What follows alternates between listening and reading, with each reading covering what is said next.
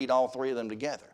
So in this case, looking at Mark chapter 5, verses 1 through 20, you have a parallel account also to this in Matthew's account. Now his will be Matthew chapter 8, verses 28 through 34. So in the case of Matthew, this is one of the shorter versions of this that you see. Matthew 8, verses 28 to 34.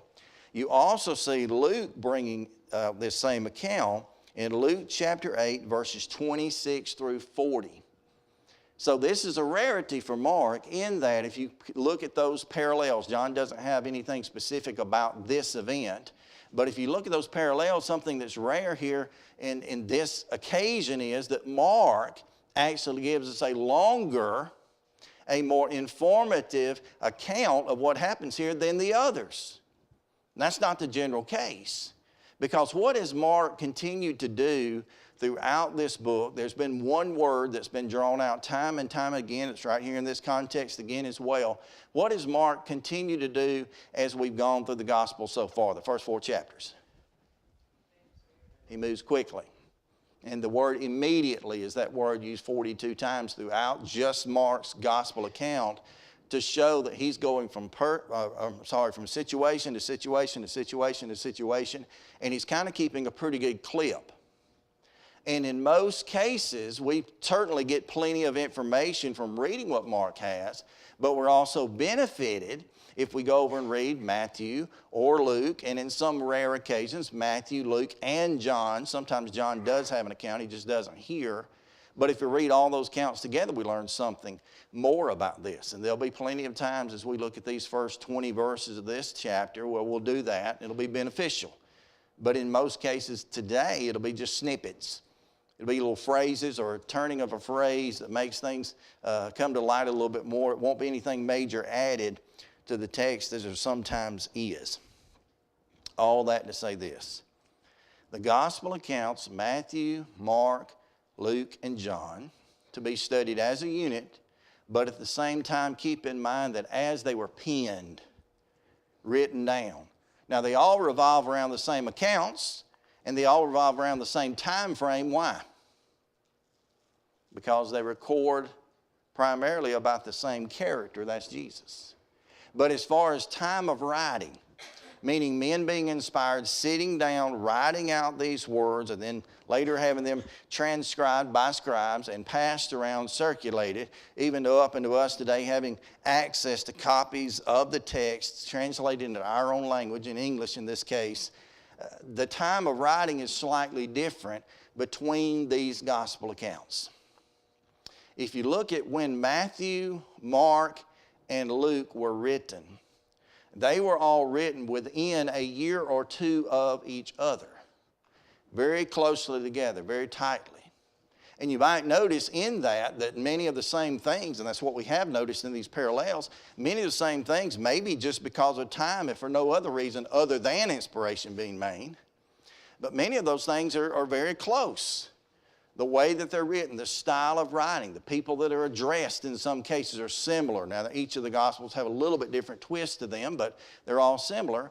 But then when you get to John, and I mentioned we don't often find exactly the same parallels, John is writing at a whole different time. John is writing decades after the other 3 writers have been inspired to pen their words. Does that matter? Well, I don't think it amounts to a hill of beans as long as we keep in mind that all 3 of these penmen are being inspired to write their material.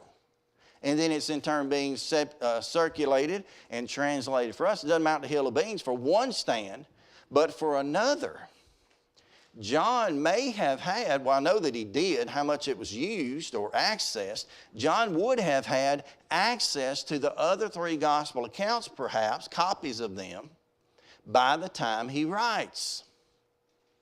Now, please don't misunderstand me. As I say sometimes, don't quote me from your notes. I'm not saying that John was any more or less inspired. They were all inspired fully, completely by God. But sometimes when you look at the Bible chronologically and you put the books in order of time of writing, you'll see certain veins or certain threads of things developing over time as you go through. There are things that one of the first recorded epistles to be written or recorded in the New Testament, James talks about, that don't come to fruition until you get way over, until you start seeing letters to the Galatians or letters to the church at Corinth, and all the way up until we might see the Revelation. Things develop. That was a whole lot to say this. Turn your Bibles with me for just a minute over to the book of John. Taking into account, all inspired, but at the same time taking into account John being the last writer, penman I should say, of the gospel accounts. He has something to say that we always quote, we always look at, that's very familiar to us, but he has something to say that I think can add to us understanding the purpose. You might call it the why of writing. There's passage, there's principle, there's revelation, there's application. How do we understand this? Look with me, if you would, to John chapter 20. Very familiar, quoted for many different reasons, but mainly this one. John chapter 20, verse 30 and 31. Look at what John has to say.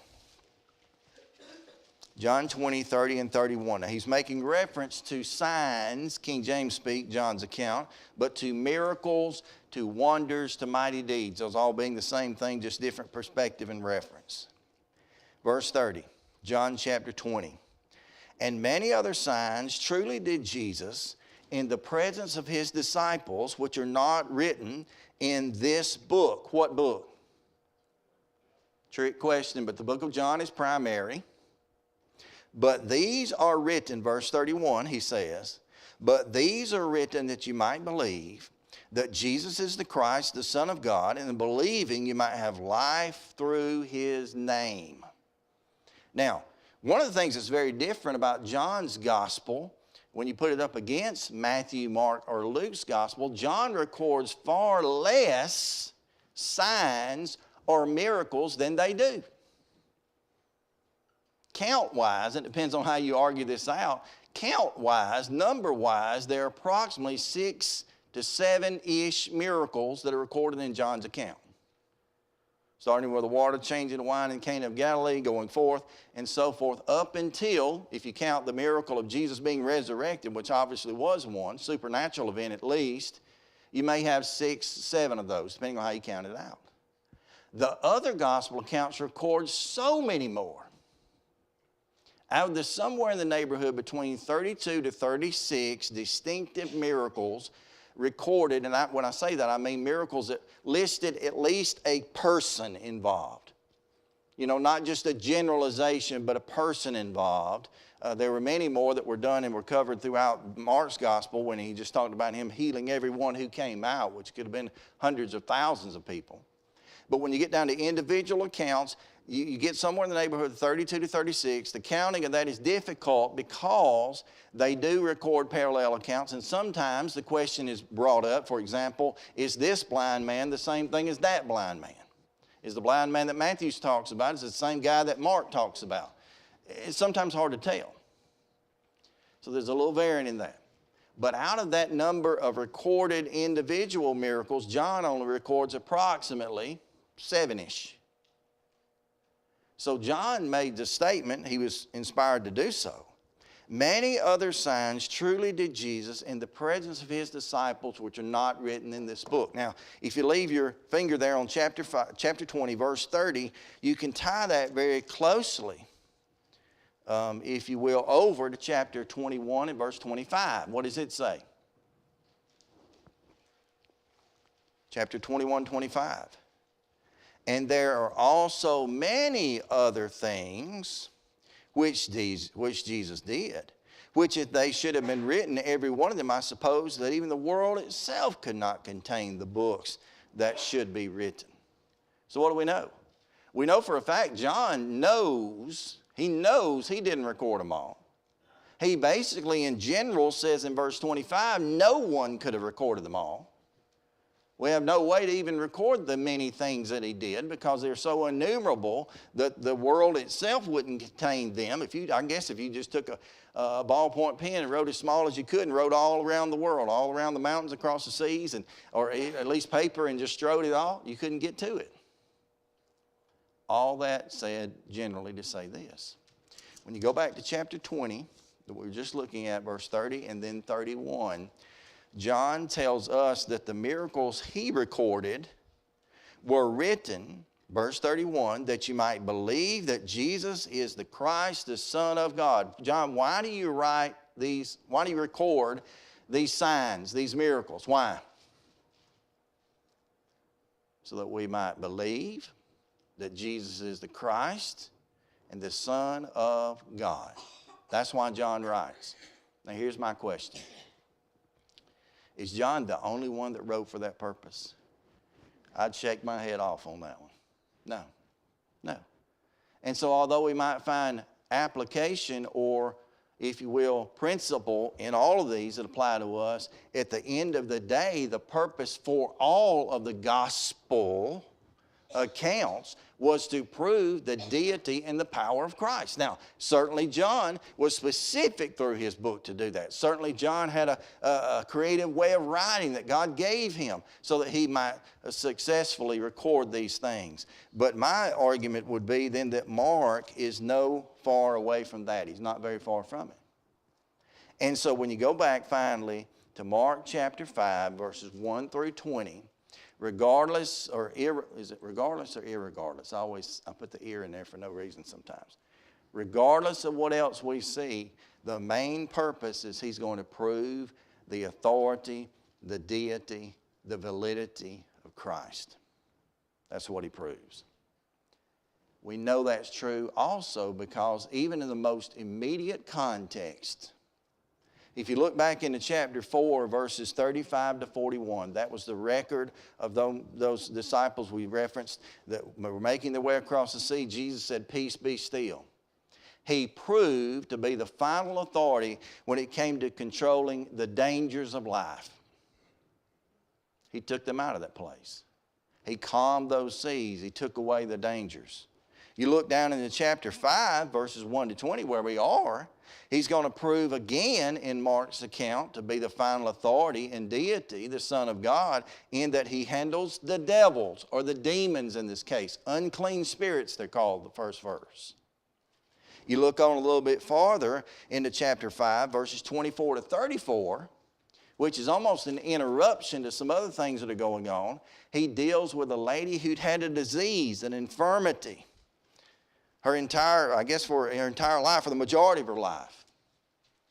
And that showing that he had the power over disease. You look into chapter 5, this is broken half by the context. Chapter 5, verses 21 to 23, and then chapter 5, verses 35 through 43, he takes care of death.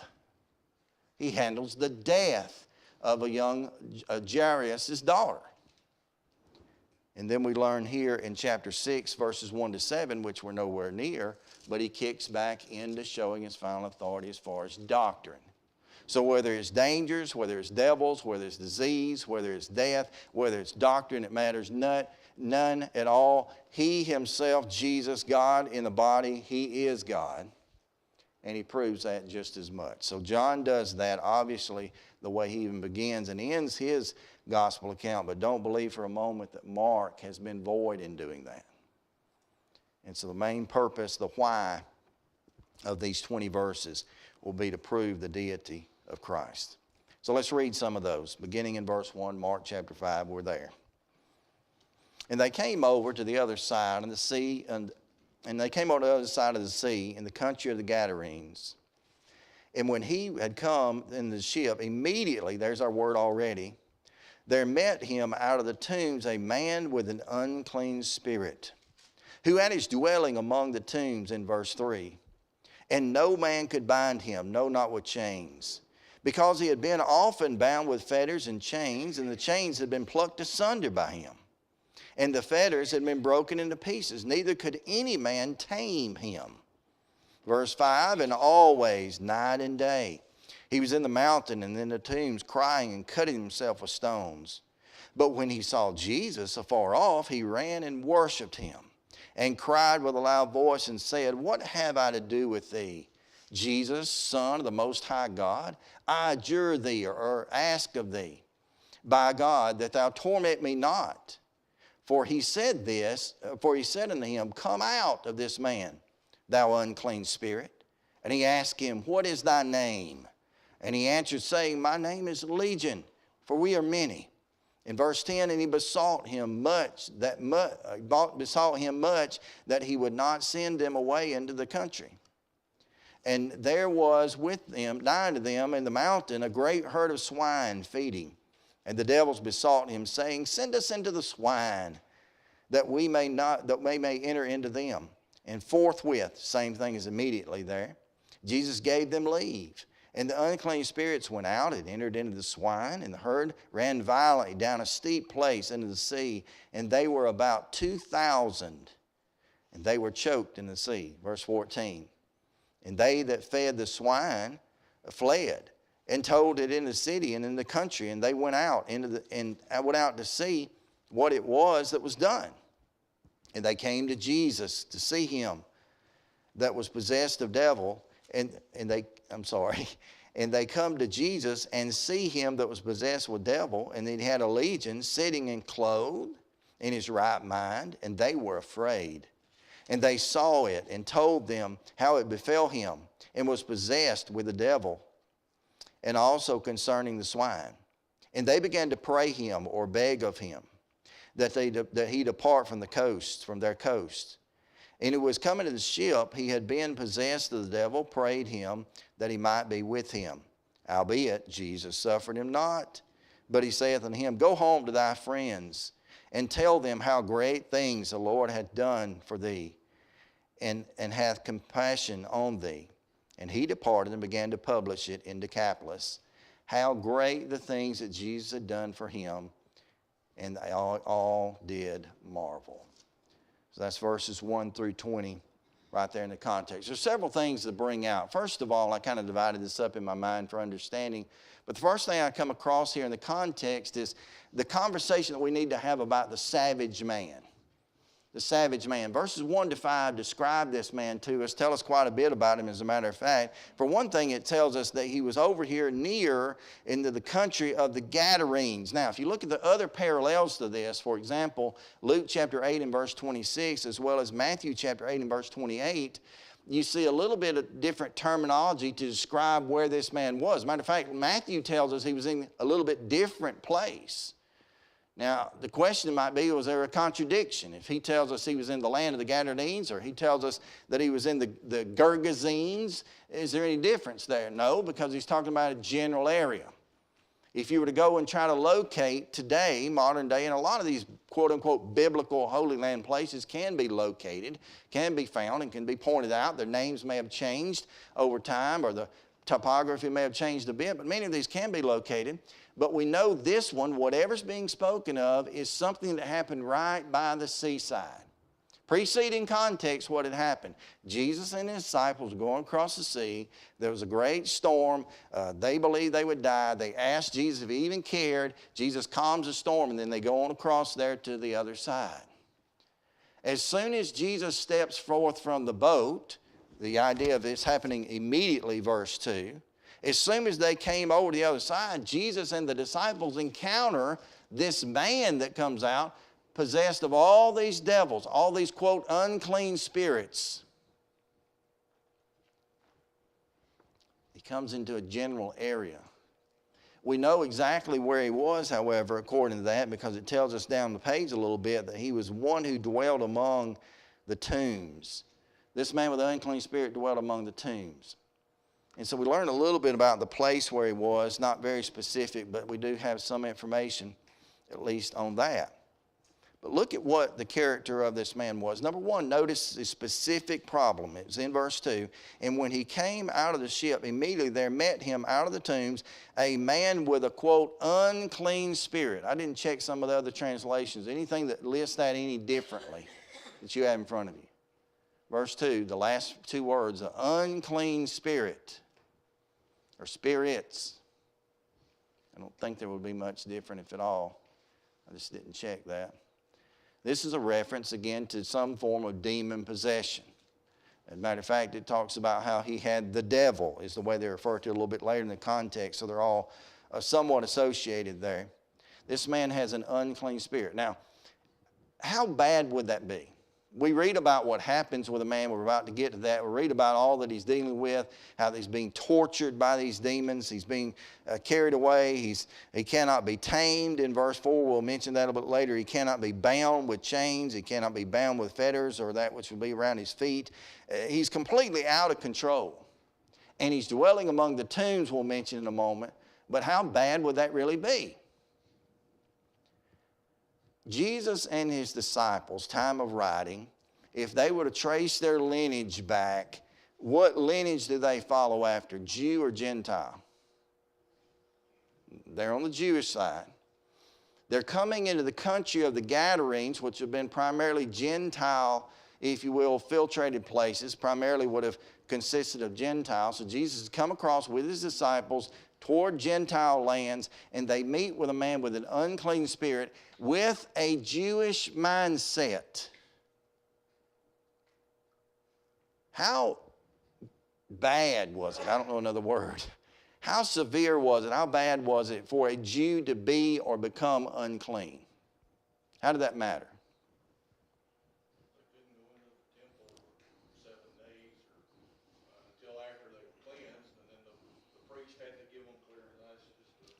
It's the long rigmarole. You can go back to Exodus. I'm sorry, you were still talking? I was just going to say the process. Yeah, a long process. You can go back to Exodus and Leviticus and see the reading of the law. And you see tons of details there added of what involved someone being clean or unclean. Now, among the things that were involved in this man being unclean, the main one we see is the fact that the spirit that's in him is said of God to be unclean. So if he wasn't dealing with anything else, if he had no other issue, in this case I'm calling that no other problem at all, he's already being possessed by at least one, we'll see there are plenty more, we know, unclean spirits. So he's unclean in the spirit that dwells in him. That's one thing. Next, they encountered him where? Where was he? In the tombs. Guess what? If a Jew had touched a body, a dead body, even if it be their late great-grandmother, whoever it was, they themselves would have been considered to be unclean for, Rick mentioned it, for at least that first 7 days. That would have caused them to be unclean. You say, wait a minute, we have no proof that this man had touched a dead body. They had added, and I'm not talking about God here, the rabbis by this time had taken God's word, in some senses abused it. Some senses I think there were probably some good intentions in it. They were just trying to apply it and make sure that they were sure that they weren't committing anything that was wrong. But the rabbis had taken that to say not only would it prevent you from being clean if you touched a dead body, but if you touched in the bodily fluids of that body, but also they said if you touched the grave of that dead body. Or they would call it the bear. I don't know how you say that. I made that up. It sounded weird when I said it. But the casket, for them that was unclean. And you could see why, because if the body's there, the body touched the casket, and so on and go. So we got a man who his problem is, number one, he's unclean because of the spirit within him. Number two, he would be considered unclean even by Jewish law. If he had been underneath that, he would be unclean because he had been in amongst the tombs. He'd been living there. In the next place, this man likewise would have been considered unclean just because he was in Gentile land. The Jews, in the most extreme cases, they didn't want to have anything to do with the Gentiles. And so they would assume if they found someone dwelling among the Gentiles, then he must not be living according to Jewish law. Therefore he must be and likely would be participating in things that would have made them unclean, and they would have cast him out as well, potentially. And then we have this man here that's also, we know later down the page, he's dwelling among the tombs, and he's also in very close proximity to some kind of animal. What is that? The pigs or the swine. Unclean to the Jew. So whether or not he was sitting there eating pork and beans at night, I don't know any of that, but I know that he was there among those swine. They were at least close enough that that's where those demons were sent out. So if those all four are true or one or two are true, we know several would be. Obviously, it's an unclean spirit, so that one's true. We know that he would have been among the tombs, so that one would likely have been true. But possibly 4 different ways this man was unclean. Now, why do I even mention that? Because we've got Jesus and his disciples pulling up to the side of the sea right there, stepping out on the land, and what are they encountering? An extremely, in their mind perhaps, unclean man. He was naked also. I should have wrote that one down too. Just added to it. What would the comfort level be? We're making supposition here. What would the comfort level be of those disciples given any or all of those? Nakedness would ramp it up for me. There wouldn't be any. So I don't know how this really worked out, but I can just imagine, total supposition. I can imagine those disciples saying, Jesus, you got something to deal with. Or stay away from him. Yeah, that's true. Yes, sir. Amazing thing is that they purposely went to that area. Mm-hmm. I guess undoubtedly Jesus knew what was coming, but they reckoned to go to that place. That's true. If you couldn't hear Brad, they purposely went to that area. Jesus was the guide in this. And by the way, all the accounts that we find where Jesus sends even the disciples, the thing we know at the end of the day is it was in his will to do so. So yes, they go into this area knowingly. And then Jesus is approached by this man. So he's got a terrible problem. He has an unclean spirit. Probably some of these other things are in play as well. Then verse 3 and 4, you see this man's pain. We're talking about the savage man. You see his pain. What was he dealing with specifically? Verse 4, he had his dwelling among the tombs. No man could bind him. What does that imply? In man's eyes, he needed to be bound. This man is in such a position, such a terrible position with his actions that they at least believe that he need be bound. You know, we've gotten a few different methods that are available to us, but it wasn't too many years ago. I'm not saying it doesn't happen now, but where they have fits or they have sessions of madness or whatever. They're bound in what? Sometimes straitjackets. I mean, you may even have a loved one that there's nothing wrong with them emotionally at the time, but they may go through a surgery where they may at the end of that surgery bring them out and do what? They may have to tie their hands to the bed or something because they need to control their actions so they won't hurt themselves or someone else. This man was in a position where there had been attempts, seemingly multiple attempts, to bind him. To what extent? It says he was dwelling among the tombs. This man, they had tried to bind him with chains and had been often bound with chains and fetters, so hands and feet. And he had plucked them asunder by the fetters, and they had been broken to pieces.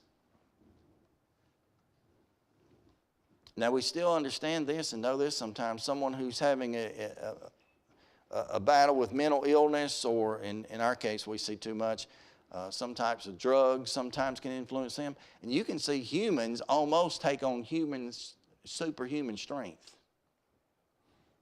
Pete, either one of y'all ever encountered anybody? For sure, yeah. This man, I guess, is beyond that. Chains, fetters, the people have come out. They've tried to tie him up for their own or his own protection, and he's just completely mad. He's plucking chains like they're nothing. He's shredding the fetters. What does Jesus and his disciples do? Assuming and knowing he's the leader of that, Jesus approaches. He goes toward him. This man runs toward him. Now, put this in Jim Murrell perspective. I'm not Jesus for sure. I'm not even a good disciple, I suppose, because you put this in Jim Murrell perspective, he's running down the hill toward me. I've got a boat right behind me. I just might do what? I might hop the ship and head back. Jesus faces him. Jesus comes up to him in spite of his problems and in spite of his pain. But look at how powerless this man was. Wrong motor too. Got a good quick cranking motor on that boat. I would have supposed Jesus' motor didn't crank very quick, but you're right. It would be handy. The last word there, or last two words in verse 4, are fairly special to the translation of it. It adds to that no man could tame him. Tame him. This word is generally used, the original Greek word is generally used to imply the taming, if you will, or the subduing of an animal. Now that may describe again something about the way this man is acting as a result of the unclean spirits that are in him. And then you see right here what was happening with him. He was completely powerless. It says that he cried out, verse 5, both night and day in the mountains and in the tombs, crying and cutting himself with stones. So when you think about the savage man, there are at least those things. There's the problem that he has, there's the pain that he experiences, and then there's the powerlessness that he also is dealing with. Now, what happens on the end of this? We'll do a Paul Harvey rest of the story. What happens, and we haven't read it thoroughly yet. All that's taken away. Jesus takes care of all of that. Why? Because he's God. Thank you for your time. Yes. Power over those devils. Thank you much.